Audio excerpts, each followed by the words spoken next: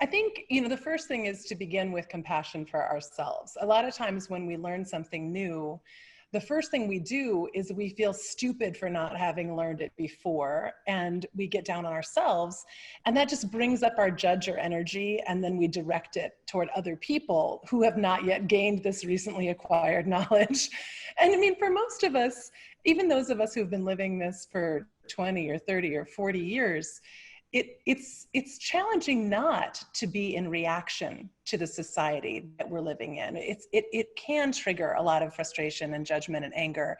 I think the best thing to do is notice when that feeling comes up that you want to be either lecturing someone or holding yourself above, or, you know, not that anyone in this group would ever purposefully shame someone, but, you know, feeling that someone should be someplace other than where they are right now is really usually an indication for me that I'm a bit out of balance and that I've lost some of this wonderful, healthy, deviant mojo that I like to credit myself for carrying around. So mostly notice that it comes up and that it's a really natural feeling to have.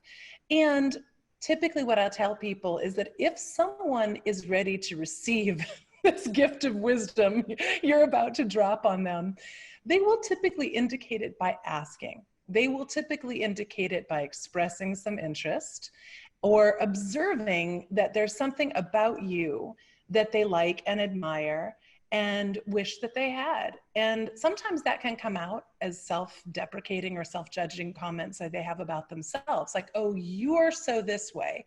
I wish I could be that way.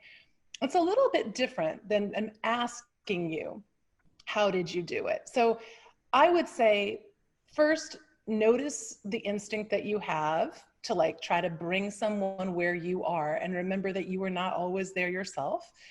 Notice that if you are having that instinct, it's probably because you are a little bit like either frantically over trying, or because you still are carrying the judgment yourself and seeing some earlier part of you reflected.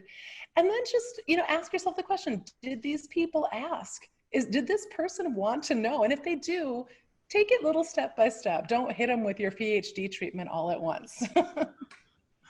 That was brilliant. And I love the initial frame, and I've not heard that frame before of like, if I'm learning something and feeling like I need to go teach it right away, there's some degree of I'm judging myself for not having known it already, and all the time that I spent living in this different kind of way. So to recognize that first, and to recognize that that's the energy that's going outward, it's actually self-judgment and heading out in form of like, oh, learn this, learn this, learn this.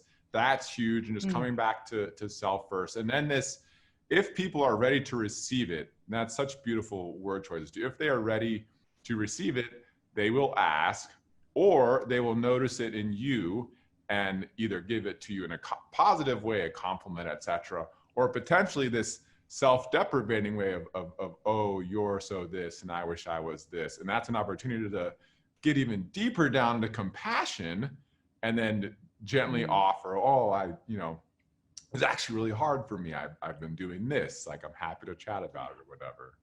Yeah, that's a lovely way. That's a beautiful, and I think that's always nice to just really inhabit the place of being in a learning mode yourself. And I think right now, societally, we're all in a position of being humbled by how much we don't know. And things are changing so fast in our structures and our society. A lot of us that like to think of us as experts in one area are going, oh my gosh, I'm completely clueless in another. And it is like, it's a good reminder that whatever place you are in your journey, you're at a beginning place somewhere. And it's nice to just try to inhabit that. And I say this as someone who is like a kind of a terrible know-it-all. I mean, I know that about myself. I love to be right. I love knowing things people don't know. I'm a constant student. But I get smacked down constantly for like overstepping that too. So that's part of my learning path, you know.